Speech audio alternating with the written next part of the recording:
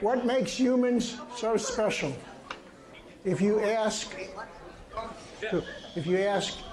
the average person on the street what makes humans so special, they will say that it is our great intelligence, our large brains. But everybody here knows Fred Cohen, right?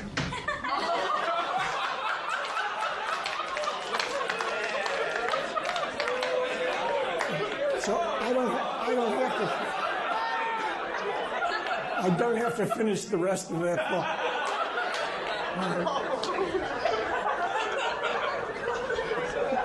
Really, what makes us so special as an animal and a primate is that we walk on two legs. If you look at the evolutionary history of the lineage that led to modern humans, the very first change that you see anatomically is the changes that led to or permitted walking on two legs. And only when whatever creature or creatures did this had become pretty good at walking on two legs, were their hands freed up enough for tool making, and then when your hands can make tools, your brain enlarges to give you the intellectual ability to make those tools, to communicate to others how to do that. And so the very first and absolutely necessary requirement to become human is to walk on two legs. Why did some ancient ape bother to do this? Now, anthropologists are among the cleverest people on the face of the earth, and by that I mean their imaginations are insane. They can come up with any crazy idea you ever heard of to explain why some ape decided to walk on two legs. And I'm going to go over a few of them with you today. This is a gibbon. For you who don't know your apes very well. This is a gibbon. It's a small ape. You may have seen it in a zoo. They swing by their arms. That's their mode of locomotion, is swinging from one branch to the other by their arms. I came up with what I thought was an entirely logical explanation for why a primate might become bipedal on the ground, and it's based not more than a little bit on what happens when gibbons come to the ground. If you've ever gone to a zoo and you've watched these beautiful animals swing by their arms, when they drop to the ground, they walk on two legs, just like that. They use their arms to balance. And so I came up with the idea that the reason some ape became bipedal was that it was living in an area, the forests were diminishing. Everybody agrees that diminishing forests is a part of this. And they were forced to come to the ground, and their upper limbs were simply so poorly suited to sustain weight by compression, like a horse or a dog would, that they had no choice but to become bipedal. The upper limbs couldn't sustain compressive forces. There's just a minor problem with this entirely logically consistent theory, and that is there's no evidence whatsoever to support it, and what evidence does exist would seem to argue against it. All right. So, but that does not make me change my mind. I'm an anthropologist. Evidence is never something that's really important to me. All right. Another theory, one which is logically consistent up to a point, is that walking on two legs is very, very energetically efficient. And it is. And it is. And I'll explain to you that. And again, you already got some physics from Dr. Larson, who did all the equations of equilibrium at your metacarpophalangeal and interphalangeal joints, and judging from my discussions with you in lab, those equations were not carefully studied by you. All right? But here are some more equations which will also not be carefully studied. Let us imagine that you have a series of hills and valleys that extend infinitely, that they have no friction on them. Anything moving on them does not experience friction. There's no wind resistance or anything to stop motion.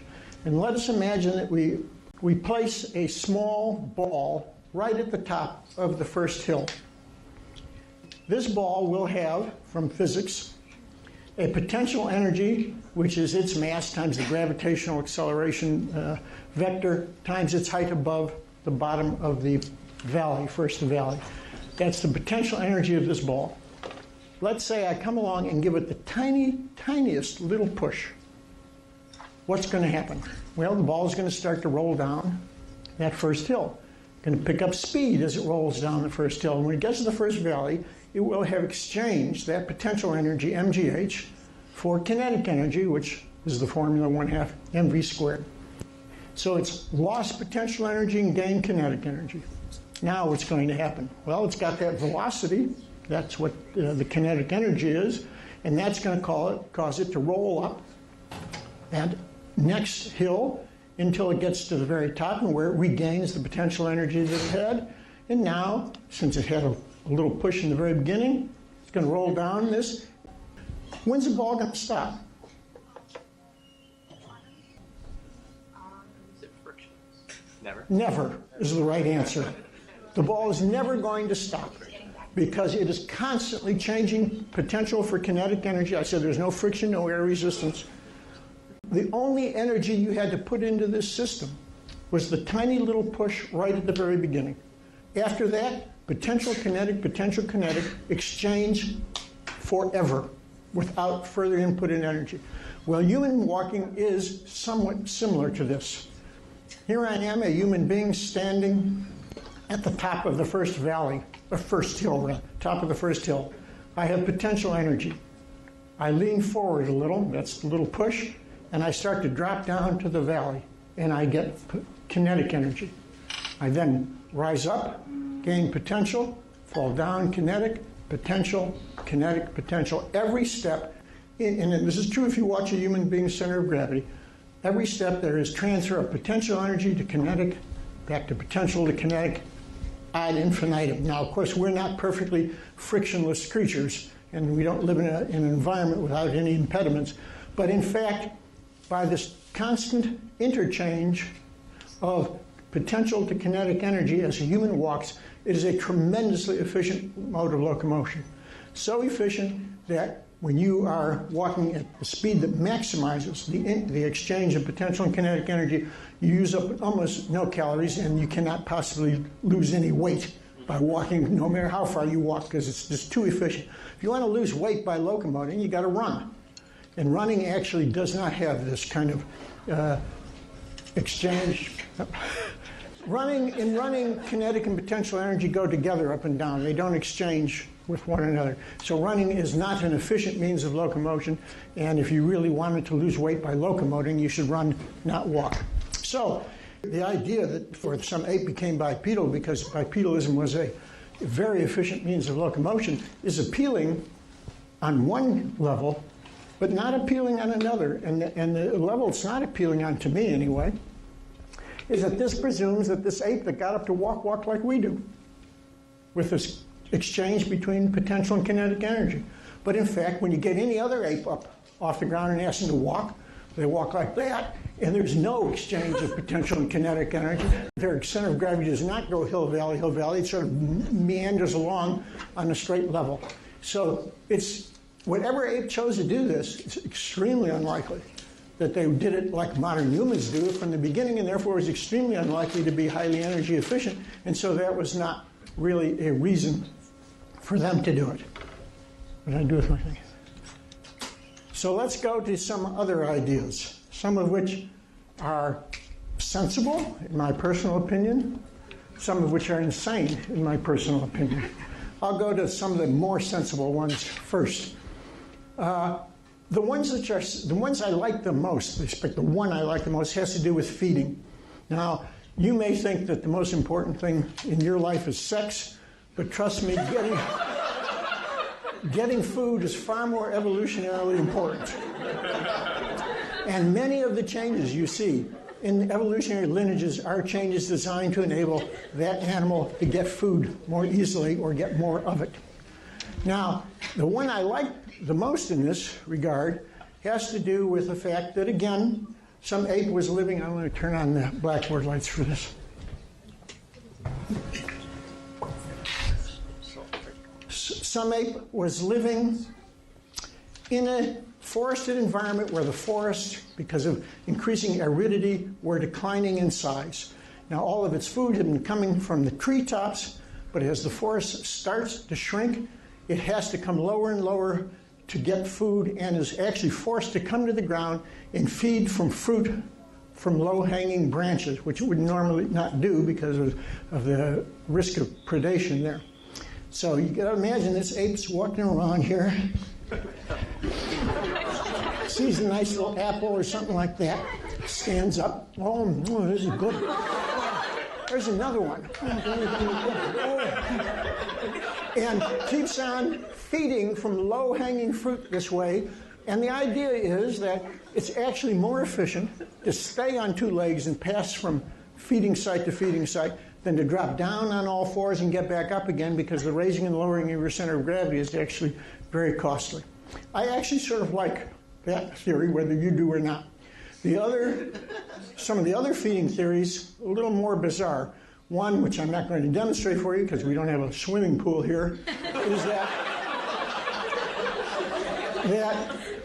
again, because the forests were shrinking, food, typical food eaten by this ape was becoming less plentiful, that this ape had to go and search for food in an environment it normally wouldn't, and that would be, this theory says, the roots of plants growing in shallow waters.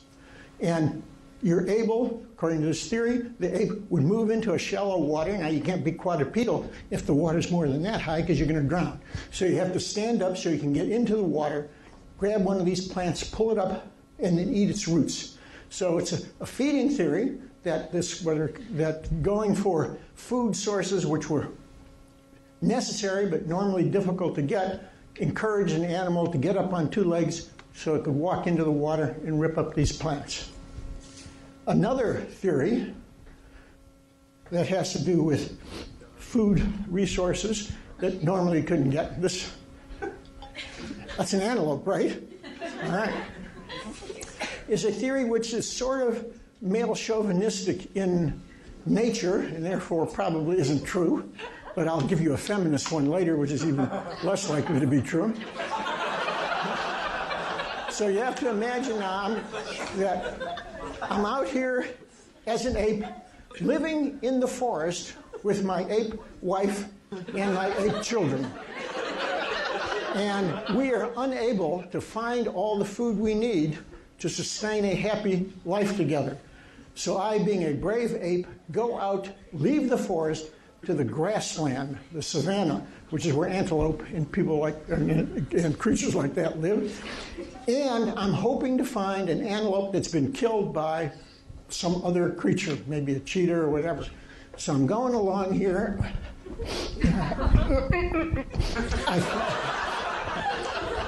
I find a piece of antelope, a carcass, maybe a limb or something. I pick it up. I say, I'm going to take this back to my family. And because I have to use my arms to carry it, I have to go back to my family into the forest, two-legged. And this, according to some theorists, was the reason that an ape would become bipedal, to bring food from the savanna back to the forest for his family. The feminist version, which is pretty odd, is, again, food-related. Well, in a way, it's not really food-related. It sort of is. Again, it's another theory that involves apes moving into water to feed. And this theory says that, in fact, there was some group of apes that lived along a shoreline and fed extensively, not only on plants, but on fish and shellfish that they could find near the shoreline. So they would go into the water. But it wasn't the fact that they were bipedal, which is important, most important to them. They'd go into the water, they'd find their food, they'd come out, and they'd be sopping wet. All right? Now, if you're sopping wet, you have a lot of extra weight to carry. So the idea is to try and get dry as fast as you can. Well, one way to get dry as fast as you can is to lose all your hair. So this theory explains, as you'll see, not only bipedalism, but loss of hair, too, which is a trait of humanity. So, feeding in the water, you come out of the water, you're now hairless, and you can dry off quickly and don't carry that extra water weight around with you. But of course, if you're a mommy, before you lost your hair, if you look at any primate in the world, really, quadrupedal or four-legged primates, when they have babies, the babies grab onto the hair of the stomach of the mother. And you see them walking around, you see these little babies holding on to their hair of the mommy underneath the mommy's belly. Well, if you're a mommy ape and you've lost all your hair, there's nothing for your baby to hold on to. So that means you've got to stand up on two legs and cradle your baby in your arms. And that is why people became bipedal. All right. A few others and then we'll close it down. Yeah. So you said that it's actually not related to sex, but I heard that the last example that you gave about carrying food was actually completely related to sex. Yes, it is. Because the men had to bring the food back in order for the females to mate with them. So ultimately, the males could carry the most food, so those were most bipedal and had bigger arms, had better. You know, I hadn't thought of that, but you're right. You heard I've been dismissing importance of sex. But what your colleague said is that the only reason the male would go out and get an antelope carcass and bring it back was so he could have sex with the female. All right. I'm just more altruistic in my, I just want to keep these people alive because you're a good ape, but I guess some people don't think that. So I grant you, that is certainly a possibility. Now, yes? Well, I mean, so is the other example in that case as well. Like, if the mother always drops the baby. Well, I don't know that that's it's certainly an evolutionary advantage to be able to carry your babies around, but I don't know that it's designed to promote sex. A lot of people have given more thought to this than I had when I was, even as of recently as yesterday. All right, so now I'm going to go to a couple of theories, I would be very surprised if people in this room, because you supported some of these theories, which I said, but if you support any of these, I have to wonder about you. One of them actually comes from Dr. Junger's advisor. Now, this will tell you a lot about Dr. Junger's. He has an advisor that thinks like this. Oh, no, I'm not going to do that one first. I'll do a different one first. This is actually maybe 15 years old or so. Again, got to go out into the grassland because you can't get enough food in the shrinking forests. You're out here walking as a four-legged creature in the grassland, and the sun is beating down on you. And you're saying, geez, it's hot. That sun beating down on my back, and it's so hot I can barely stand it. But if I stand like this, the sun only hits the top of my head, and there's a little breeze here. So I can just go like that, and I'm not near. So cool. All right? A genuine published theory. Junger's advisor came up with this one, said, you don't have to worry about that. The grass is too tall. You didn't need to worry about the sun beating down on your back. The grass is shielding you. Of course, you don't know where you're going if the grass is this tall, and you don't know what lies ahead. So you got to stand up and look around and see what's ahead of you. Okay, looks okay now. Okay. All right. And then the final one, which sort of takes that to an extreme, is yes, you're walking along. The grass is tall. You don't know what's ahead of you. You stand up to look around. But what if you see something like a leopard? Or what if you see another ape that's going to steal your food, or your wife, as the case may be? What are you going to do to scare it away?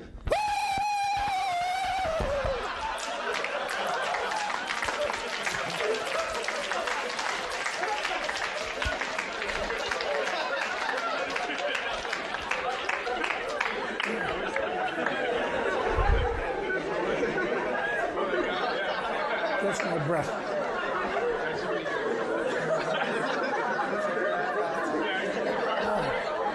So that's the fun part of this lecture. The rest of it is more anatomy. All right. Now, I don't really know why some ape decided to do this, but it happened. And in addition to being bipedal, we are unique among bipedal creatures in having completely extended lower limbs. Dinosaurs, or a lot of bipedal dinosaurs, flex lower limbs. Birds have flexed lower limbs. Hopping rodents do. But humans have completely straight lower limbs. And the question arises is why might that have come about? In the theory, one of the theories is anyway, that we have completely straight lower limbs because it requires almost no muscular effort to stand with completely straight lower limbs, but it would require muscular effort to stand with bent lower limbs. The factual information behind this is absolutely correct. Here's a human being standing. Everything above the hip joint is referred to as the HAT segment of the body. It's your head, your arms, and your trunk. And when you are standing on two legs, you are faced with the problem of balancing the HAT segment, the head, arms, and trunk, at your hip joint, because the tendency would be to fall either backwards or forwards at your hip joint. If you're leaned over a little like this, you're going to fall forwards. Otherwise, you're going to fall backwards. So you have to be able to balance yourself at your hip joint. I can lean like this, so I can do it with muscular effort, but if I want to use very little muscular effort, the idea would be to have the center of mass of my hat segment, my head's, arms, and trunk segment, as close to being directly above the hip joint as is possible, because that would make it very much easier for me to control any balance problems at the hip joint. And if you look at the relationship of the line of gravity, or the vector pull on your center of mass that gravity exerts, in relationship to your hip joint, in fact, in a standing human falls ever so slightly behind the hip, which means that there is a tendency, ever so slightly, of gravity to hyperextend you at your hip. So you have to be able to stop that, and if you can stop that, you'll be fine balance at your hip joint. And that is stopped in human beings by one completely uniquely human structure called the iliofemoral ligament, which we will not dissect in this course, but you can read about a very powerful thickening of the anterior part of the capsule of the hip joint, which in fact gets tense as you extend the hip joint, and this little bit of tension in that ligament is enough to balance most people without any muscular effort whatsoever against the tendency of gravity to hyperextend your hip. In some people, you'd need also a muscle you're familiar with called iliopsoas, which is a flexor of the hip joint. So in some people, the iliofemoral ligament is not sufficient to prevent hyperextension at the hip, and they need a little bit of low-level muscular activity. And you know from Dr. Larson's lecture on muscle, you put the electrodes in the muscle and you see these little spikes. Well, if you do that on some people's iliopsoas, you see an occasional spike now and then showing there's a low level of activity. So balancing at the hip joint, some people requires no muscular effort, and other people just a very little bit. If you look at the center of gravity of everything above the knee, so that's obviously our hat segment, hips, arms, and trunk, plus the thighs, in relationship to the axis of the knee joint in flexion and extension, you find that passes slightly in front of the axis of the knee joint, which means gravity is trying at all times to hyperextend your knee when you are standing. And that is controlled entirely by ligaments. We do I guess poor is the right word, poor dissection of the joints. I've been warned that not many of you are going to show up Tuesday because you have an exam on Wednesday. Well, those of you who do show up on Wednesday will see some of these, Tuesday rather, we'll see some of these ligaments, anterior cruciate and collateral ligaments of the knee joint, powerful ligaments which are completely sufficient in and of themselves to prevent hyperextension of the knee. So no muscular effort is required to keep yourself in balance at the knee. You can do it all with ligaments. And finally, if we look at the center of gravity of everything above your ankle joint, right, and ask where does that fall in relationship to the ankle axis, it falls here significantly in front of it. That means that the tendency of gravity at all times, when you are standing, at all times, is to bring your foot into dorsiflexion, all right, to dorsiflex your feet, because gravity is tending to pull your trunk forward over your ankle joint and dorsiflex the feet. There are no ligaments that stop that. I can prove that there are no ligaments that stop it because I can do it, all right? If there were ligaments, I couldn't dorsiflex my foot. So there are no ligaments that stop the tendency of the foot to go into dorsiflexion or for your body to fall forward at your ankle. And that is done by a specialized muscle that we will see, if not maybe today even, called the soleus. It's muscle of your calf. It is a plantar flexor.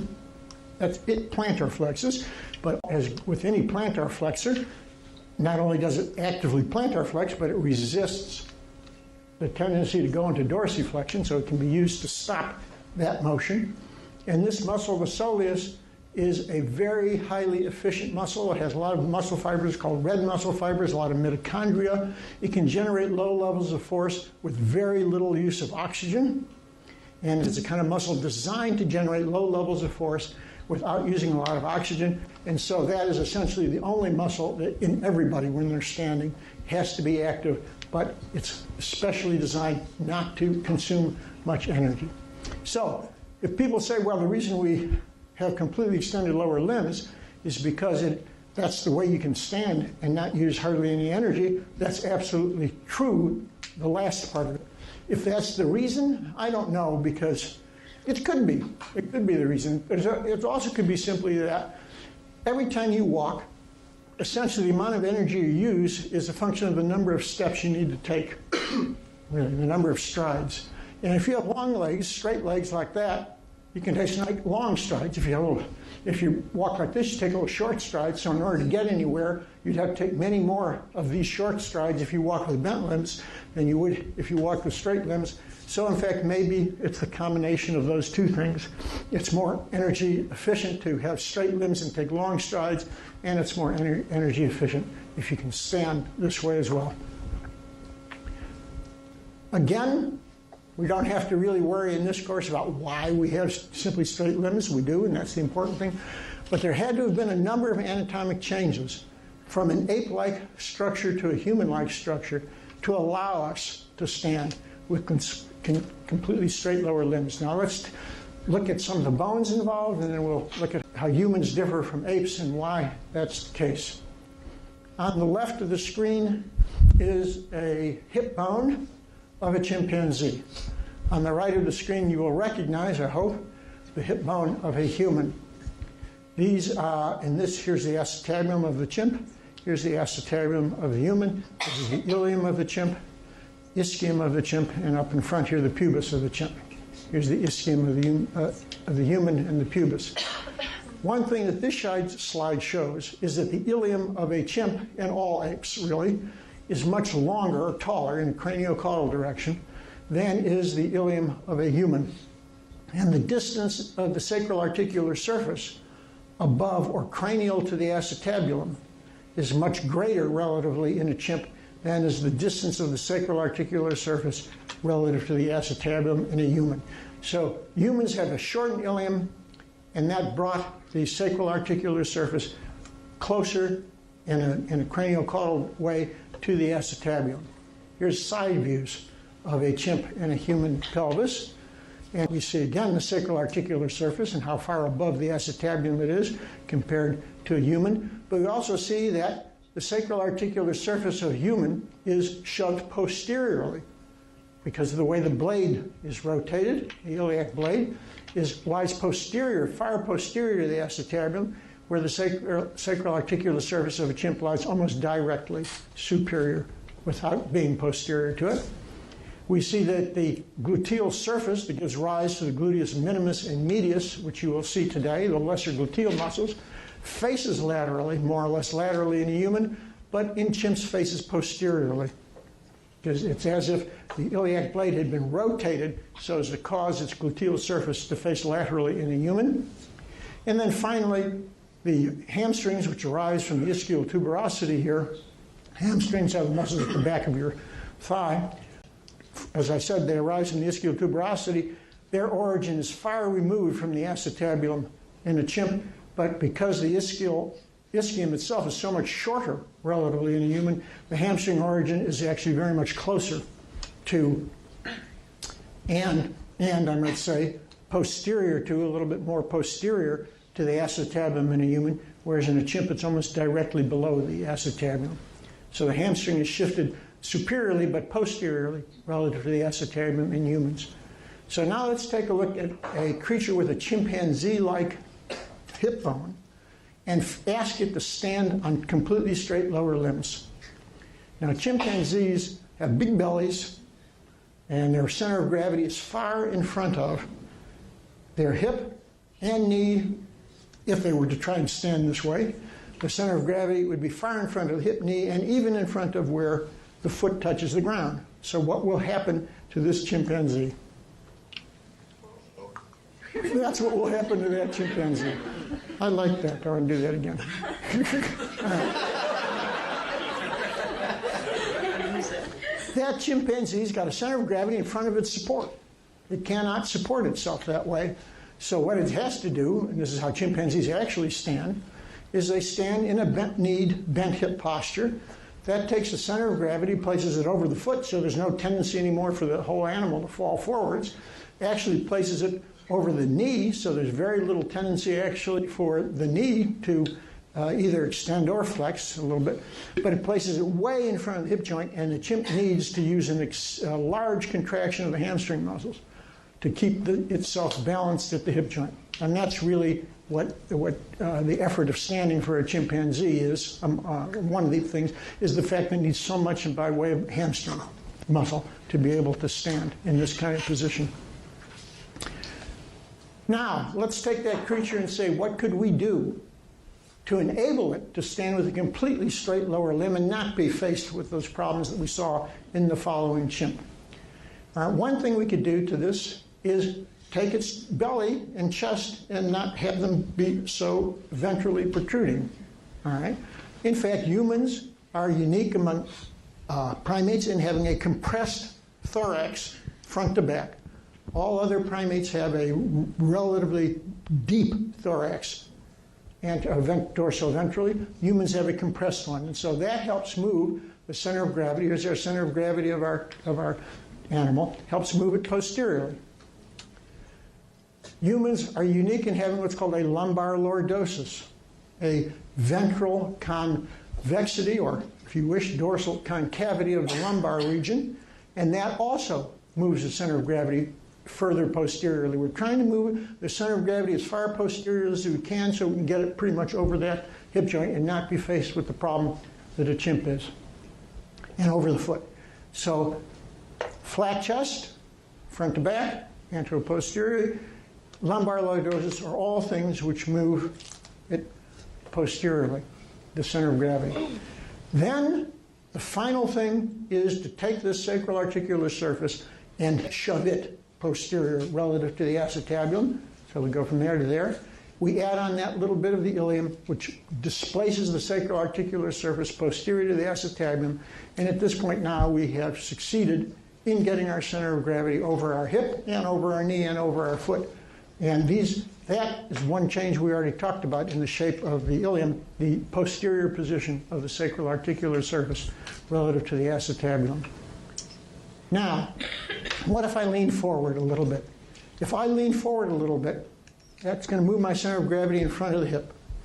And that center of gravity is going to want to fall in that arc forward. So the only thing I have to stop it from happening is, in fact, as we pointed out in the chimp, the only thing I have to stop my hip from collapsing into flexion is to use my hamstring muscles. But if my ischial tuberosity is directly below my acetabulum, the leverage of my hamstring muscles to prevent forward flexion at the hip joint is so small that I almost will have no ability to control it. So what I'm going to do is change my ischial tuberosity so its attachment is now posterior to the acetabulum and give a great leverage to my hamstrings so that should I start to lean forward, they can easily bring me back again.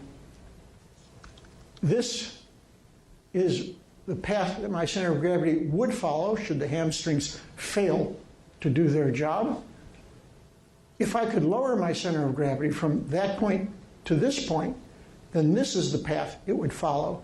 And that path is a path with a lesser moment arm, a lesser leverage relative to the hip joint than the initial path. So I can make my hamstrings have an easier go of it if I can also lower my center of gravity. And that's what happened when we shortened our ilium. So the motion of the sacroarticular surface backwards helped position our center of gravity above the hip. The displacement of the hamstring origins posteriorly gave them a better leverage to control tendencies to flex at the hip when you're standing, and the lowering of the center of gravity by the shortening of the ilium brought the center of gravity so much lower that its tendency to bring about flexion is reduced, and the hamstrings have an easier job of it. And so at least some of those changes that we saw in the ilium can be interpreted solely as changes that enable us to stand upright on two legs. Now, standing upright, that's fine. Walking upright is a bit more of a problem, because when you walk, you go through a period when only one leg is on the ground at each time. That's called the period of single support. When you look at walking, you divide walking into a support phase when your lower limb is in contact with the ground, and a swing phase when it's bringing you forward. Support, swing, support, swing. There's a period of support phase when the other side is swinging forward, and that's called the period of single support. And when you're in the period of single support, the unsupported side of your hip, under its weight, of the weight of your whole body, is tending to collapse the support side hip into this position. If I just allow this to happen, boom, like that, that's what gravity wants to do during the phase of single support. It wants to collapse the support side hip into the position I'm now demonstrating. You know what that is called, that position of the support side hip.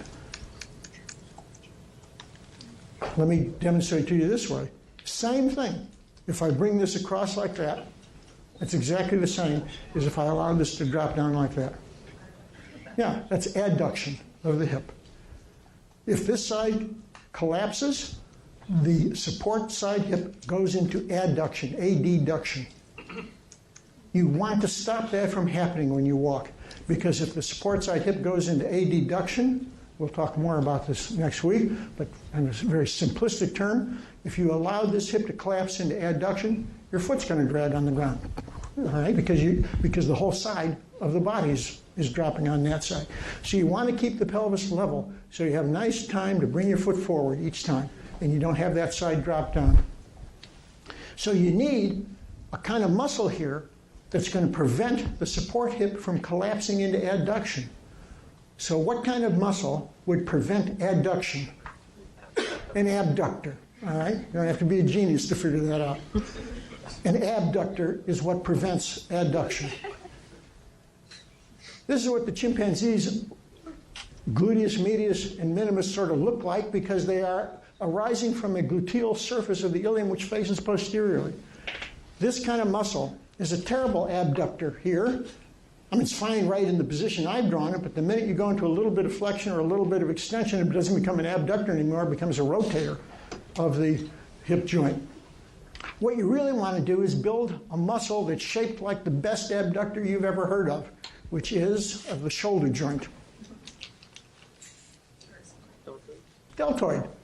You want to make a deltoid muscle there. That's what you could. That'll abduct in every position, and that's in fact what happened. That's why the gluteal surface of the human ilium is rotated so as to face laterally, so as to make these two muscles, gluteus medius and gluteus minimus, into good abductors of the joint. Go home tonight, take off your clothes, don't have sex, put your hands just below your iliac crest and walk. And you can feel every single time you're in single support phase that your lesser gluteal muscles on the side of support are contracting to keep that support hip from collapsing into adduction, to enable your pelvis to stay level. All right, so we already discovered that you're faced with the problem of holding your pelvis level when you're walking, so you don't allow the unsupported side to drop. But you're also faced with the problem of the whole body not falling to the unsupported side. And that is accomplished by keeping your foot as close below your center of gravity as is possible when you walk. I mean, I can put my foot now is exactly beneath my center of gravity. I know that because I'm not falling to one side or the other. But when you walk, it doesn't have to be perfectly below it, but it has to be close enough to being below your center of gravity so you don't fall to one side or the other quickly. And so it's not simply enough that you be able to balance at your hip. You have to be balanced at the ground as well as the hip. This is what allows human beings to walk and position their foot close to the center of gravity when they are walking on two legs. Here's the thigh and the lower leg, and this woman thigh, lower leg. We are what are called physiologically knock-kneed. Humans are knock-kneed creatures. And it is that physiological knock-knee from our hips down to our knees, our femora move medially to help position our foot underneath our center of gravity. That is not the way apes are. This is the ancestor of Dr. Clay, that's Dr. Turner. Apes are not physiologically knock-kneed. Apes are like this, the opposite of knock-kneed. They are bow-legged. They have no adaptation at the knee to bring the foot underneath the center of gravity because they don't walk on two legs very much at all. Here is the drawing of the bones and this disposition of the femur so that its shaft moves downwards and medially to give us this knock-knee position. Now, the technical term for knock-knee, or at least in humans, is called valgus position. A joint is said to be valgus if the lateral angle between the two bones which form it is less than 180 degrees.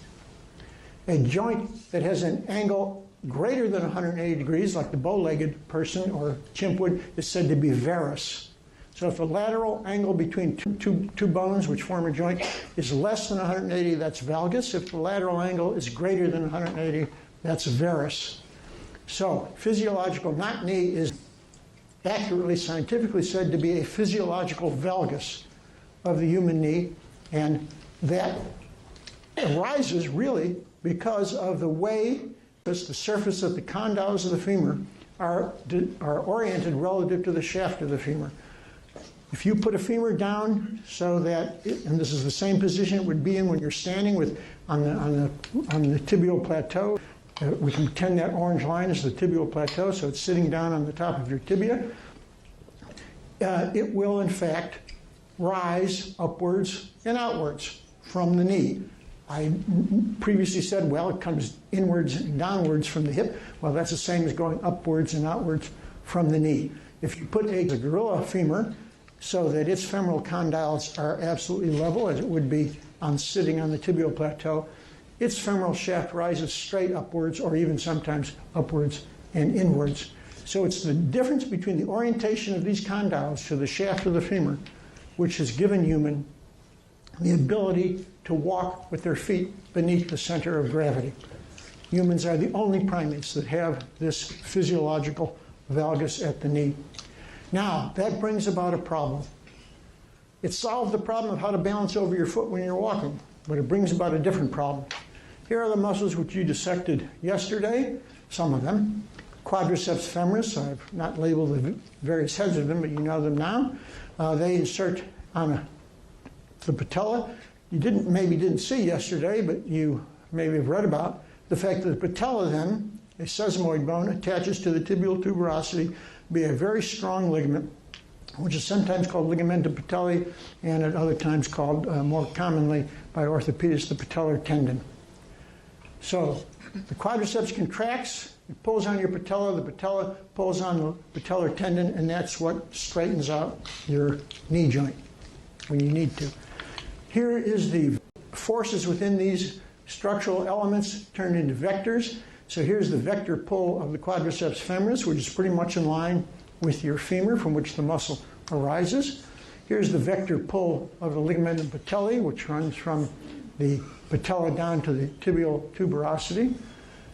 And if we resolve the pull of the quadriceps vector into its two components, there's one which completely aligns with the pull of the patellar tendon and balances it. but we're left over because of the angulation of the shaft of the femur relative to the vertical. Because of that physiological valgus, we're left with a little pull on the patella, which is lateral, unbalanced lateral pull on the patella. Only arises because of physiological valgus. A bad thing to happen, because if you have an unbalanced pull on something, it's going to go in that direction, and that's going to cause lateral patellar dislocation. So humans have had to find a way to stop the patella from dislocating laterally. And one of the ways, something you may have noticed yesterday, if not, go and look at it today when you go to lab, is a portion of the vastus medialis down here near the knee, which actually inserts into the patella, not into the patellar tendon, but actually into the patella itself, and pulls the patella medially. And that portion of the vastus medialis is called by orthopods, orthopedists, the vastus medialis obliquus. It's not a separate muscle, it's just a lowermost part of the vastus medialis. Only occurs in human beings, no other primate has it. And it occurs in humans as a means of pulling the patella medially to try and overcome the tendency of the rest of the muscle, to dislocate the patella laterally. And in addition, if you look at the groove on the femur that the patella sits in, the lateral lip of that groove in a human is a very prominent structure. And so that provides a bony stop to resist displacement of the patella laterally.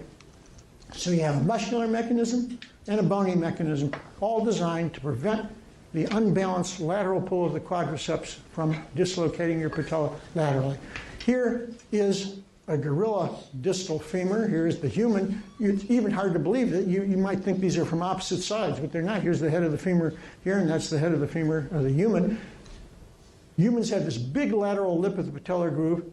Gorillas have just the opposite. They have a big medial lip, but they don't have much of a lip at all, but they certainly have no lateral lip of a patellar groove. And that, again, is a uniquely human feature, the prominent lateral lip of the patellar groove. Now, yes? So the lip, does it prevent the lateral movement, or is it like a consequence of? It helps to prevent it. It helps to prevent it. It's there for the purpose of preventing it. That's why that lip is there. If you look at these two people, made to be the same height in this picture, this is a woman who has, as do most all women, relative to a man of the same height, broader hips. So that in order for the femur to position the foot underneath the center of gravity, the femur has to be more obliquely positioned. In your average woman, the femur has to be more obliquely positioned because of the breadth of the hips. Move the heads further apart, so the shaft has to incline more steeply to bring the femoral condyles towards the midline. Here is, and this has been studied extensively, the measure of how much the pull of the quadriceps deviates from a pure vertical pull is called the Q angle. And in a series of men, the Q angle averages 11 degrees. In a large series of women, the average was 16 degrees. That means that this physiological valgus, if you will, is 16 degrees, is 5 degrees greater in a woman, or the obliquity of the shaft of the femur is 5 degrees greater in a woman on average than in a man. You might say, who cares, 5 degrees? What's 5 degrees between friends? Huh? Nothing. But that 5 degrees is critically important, because that 5 degrees represents a greater tendency for the patella to dislocate laterally in women than in men. You don't believe it? Over a 2-year span of time of 47 patients who presented with dislocation of the patella without a history of preceding trauma, that means they didn't fall on their knee or anything, about 3/4 were women. So it's a 3-to-1 increase in frequency of lateral dislocation without preceding trauma. Over a 1-year span of time of 67 patients who presented with patellofemoral pain as a symptom, 3/4 were women. 11 of these 67 later experienced recurrent subluxation. Subluxation is like a partial dislocation, not a complete dislocation. Of these 11 that later experienced subluxation, 82% were women. So the bottom line is that 5 degrees extra of obliquity of the femur in women is responsible for 2 or 3 times greater incidence of pain in the knee and in lateral dislocation or subluxation. All right, guys. I think we should feel good about this. We have so little to feel good about. This is one of them. All right. And then we'll wrap it up with a very brief consideration of the foot. All right. You don't know the names of any of these bones yet. These are the tarsal bones, like the carpal bones, but of the ankle are tarsal bones. And the helical metatarsal is the equivalent of the pollical metacarpal. But I just need to name some of them because I'm going to talk about structures that attach to them. So your heel bone is your calcaneus, and the bone which sits on top of it and which your tibia and fibula articulate at the ankle is called the talus. In front of the talus is another tarsal bone called the navicular, and in front of that is one called the medial cuneiform. I mean, you're going to learn this later, but I just have to use these names, so I'll show them to you. Now, the real point of this is to point out to you that human feet have this arched configuration longitudinally. That is, if you go from heel to the ball of the foot, there's an arch to it. And there's a number of explanations for why this is true. Some that I'm not going to talk about are valid, but I'm a very simple sort of guy. And to me, it comes down simply to, let us say that we didn't have an arch to our foot. And we stood, and if we stood so that all of our center of gravity was positioned directly over our ankle, that doesn't pose any problem at all. If I can position my center of gravity right over my ankle, and that doesn't put any stresses on the rest of the foot at all. But the minute I reach forward or lean forward, and the center of gravity moves on to the ball of my foot, that means that gravity is trying to dorsiflex my ankle joint, and I need to call a plantar flexor in to stop it, like the soleus I talked about. Could be that, could be another big one called the gastrocnemius. So anytime you lean forward and move your center of gravity in front of your ankle joint, that tends to bring you into, I mean, that's the normal way of standing, is to have it in front of your ankle joint. I mean, if you lean forward, it moves even further in front. You tend to go into dorsiflexion. You need to have a plantar flexor contract to keep you in equilibrium around your ankle joint. And with a foot shaped like this, that's what's going to happen. The foot is simply going to curve upwards with the 2 opposing forces as I've drawn them. And that is wasting most of, or much of the force in your plantar flexors is being wasted in deforming the shape of the foot rather than really preventing dorsiflexion at the ankle. You read in clinical sidelights about that thing called posterior tibial tendon insufficiency, where people have a flat foot, among other things. If you ask a person with that condition to stand and rise onto their toes on one foot alone, they can't do it. And partly, I think, it's because of the tremendous waste of force in being devoted to flattening out or bending your foot in the opposite direction. You can't devote enough to it to actually rising up onto your toes. Anyway, humans want a rigid foot. We don't want the foot to bend every time our center of gravity passes in front of the ankle joint. We want it to be a rigid platform. And we do that by creating this arch. And this is the point of what I'm talking about. There are 3 crucially important structures to keep the arch from collapsing, to give it the rigidity you need in order to use your plantar flexors effectively.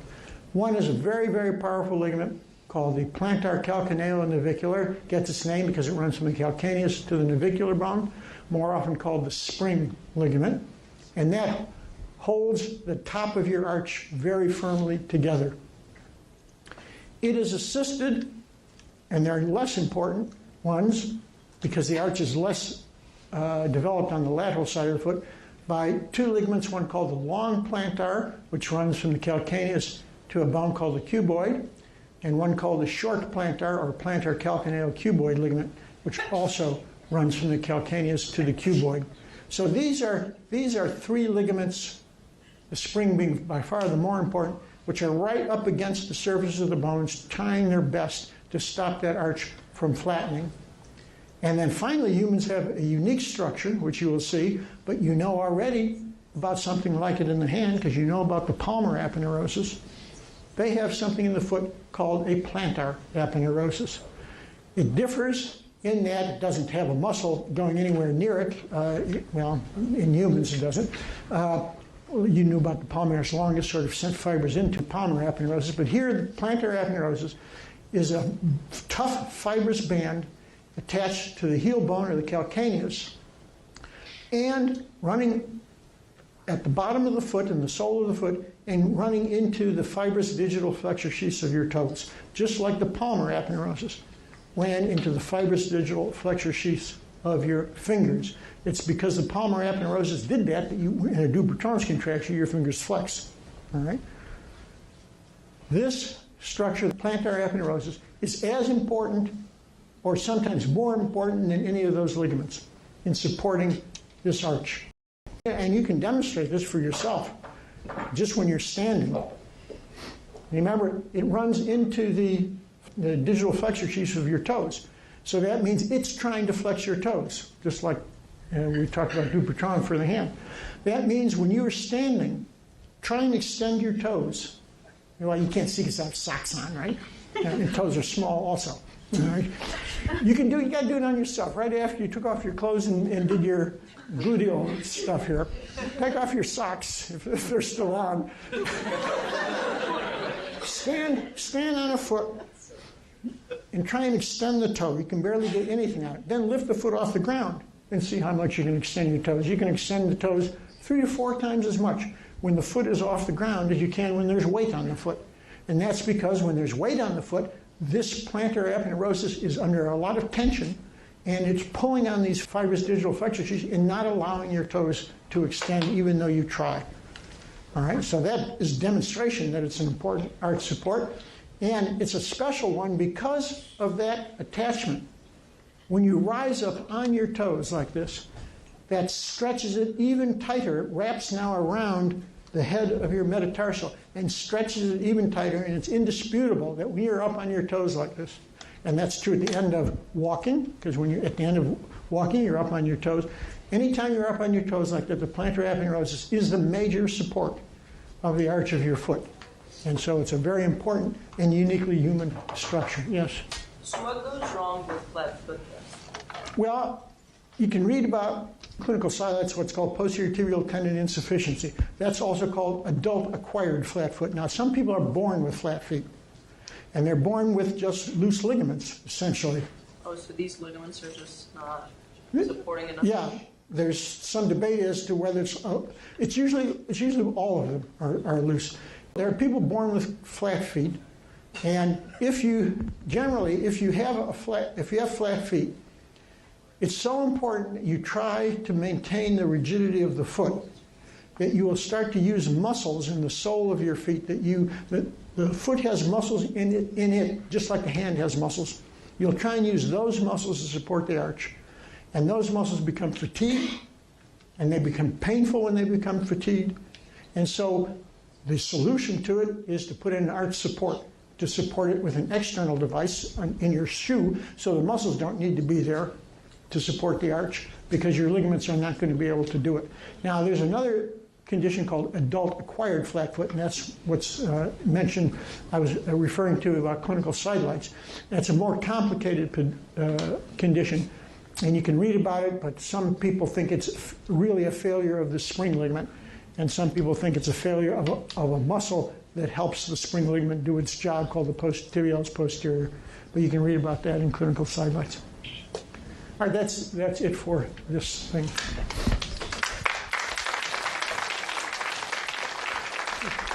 You just like it when professors make fools of themselves.